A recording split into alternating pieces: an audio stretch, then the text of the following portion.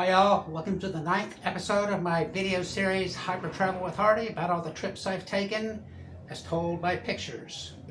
Beginning in the year 2008 with my Hypertravel book, which I published in the year 2012. This time we're going to China, Mongolia, and North Korea. So something not so simple, but rewarding. It's not the longest trip either, but one of the most interesting. Are you ready? Let's go.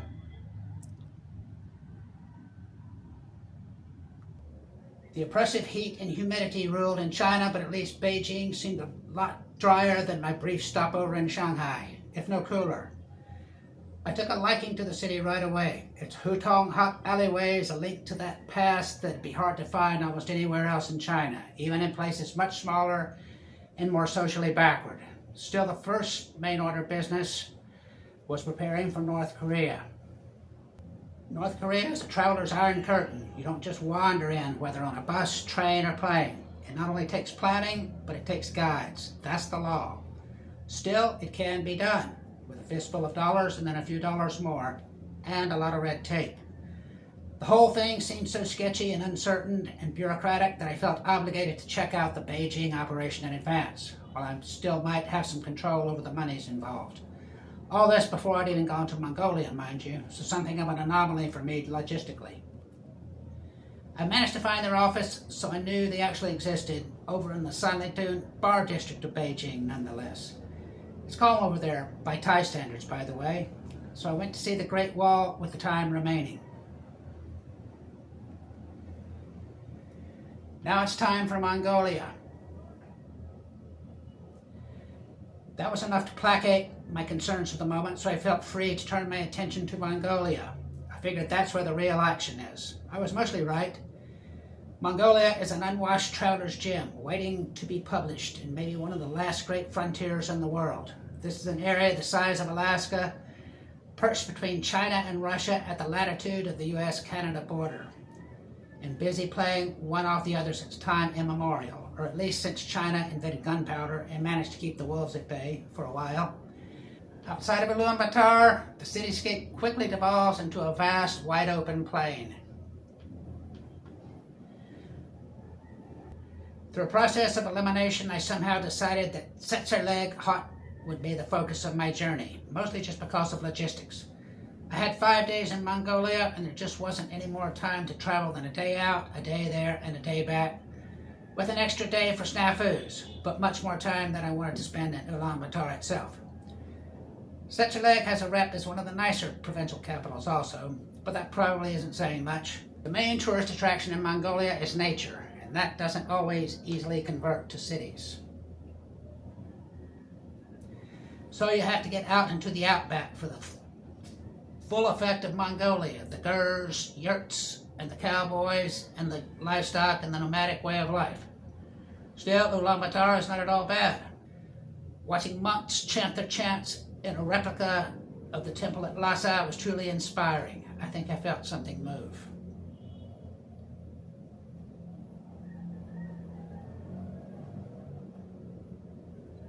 North Korea is something else entirely. If Ulaanbaatar is the wild, wild west, then Pyongyang is the exact opposite, something so controlled and coordinated as to be almost devoid of instinct or logic. Getting there is the hardest part, though. After all the runaround and the red tape and the rigmarole and the razzmatazz, the actual being there was somewhat tame. After the customs inspection, that is. There they confiscated all the cell phones with almost religious fervor, as if the cell phones were the epitome of capitalist evil. Anything with GPS is strictly forbidden, so maybe that's the deal. They don't want anyone calling in an airstrike, I guess. That makes sense. Laptops are okay in North Korea, but you're back in the pre-internet era with them. Most people probably didn't even know there was a pre-internet era of computers, as if that's why they exist. And don't even think about Wi-Fi. Like Cuba, there is none. If you look for a connection, there is simply nothing there. Unlike Cuba, you're not likely to be able to talk to anyone about it. None of the guides ever mentioned it. Few tourists speak Korean. After spending the first evening at the Arirang Mass Games, the next day was a whirlwind of monuments and memorials and assorted minglings with the masses, in the markets and the metro. And there aren't much in the way of markets, really, just stuffy old state-run souvenir stores and bookstores full of Kim-style communist propaganda. But the restaurants were good, if a bit uninspiring in atmosphere. Everything felt sterile and regimented, institutional. There were even fewer vehicles, mostly mass transit and a few private vehicles for government and diplomatic personnel. And there's the epiphany right there. If the whole regimented system reeks of mind control and brainwash, then the functionality of a city without private cars borders on true inspiration. These are cities truly intended to live in, something that cities rarely are. More often than not, a city is intended for commerce, and often little else. People scurrying home to fairy tale suburbs at the end of the workday for the actual living of life. In Pyongyang, the tallest buildings are full of apartments, not offices. It's actually quite inspiring, a city with no pollution or traffic jams, quite the contrast to Ulaanbaatar.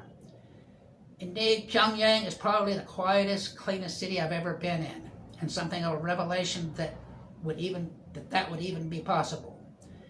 A few days after I left, Typhoon Bolivain hit, same time as Hurricane Isaac in the U.S.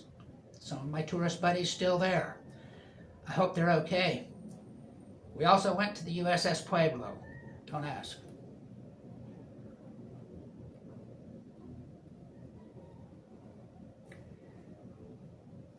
Back in Beijing, there wasn't much to do locally since I'd already visited the Great Wall. And I was saving the Forbidden City for the last day. So I went to Chengda, now only a few hours away after the completion of the new 4-lane highway. We beg for high-speed internet. They still beg for 4-speed highways. Hotels in China didn't have Wi-Fi in the year 2012, by the way. They had Ethernet. Chengda is on the UN World Heritage List for the Qing-era summer palace and Buddhist temples, but I'll confess to not seeing much of them. The pollution was so bad on the day I was there, I decided not to press my luck too much. I've still got a cough. It's nice to see a smaller city, though, at 500,000 people, Chengda being something of a village by Chinese standards. Back in Beijing, I went to see the Forbidden City, almost as an afterthought. That and to spend the hotel deposit that they refund at the end of your stay, and which would all be eaten up in charges if you tried to exchange it. And it was way cool, like a magic Chinese box full of smaller nested boxes. Like the pictures in the story, then please press like and subscribe. I'd really appreciate it. Thanks. See you next time. Bye now.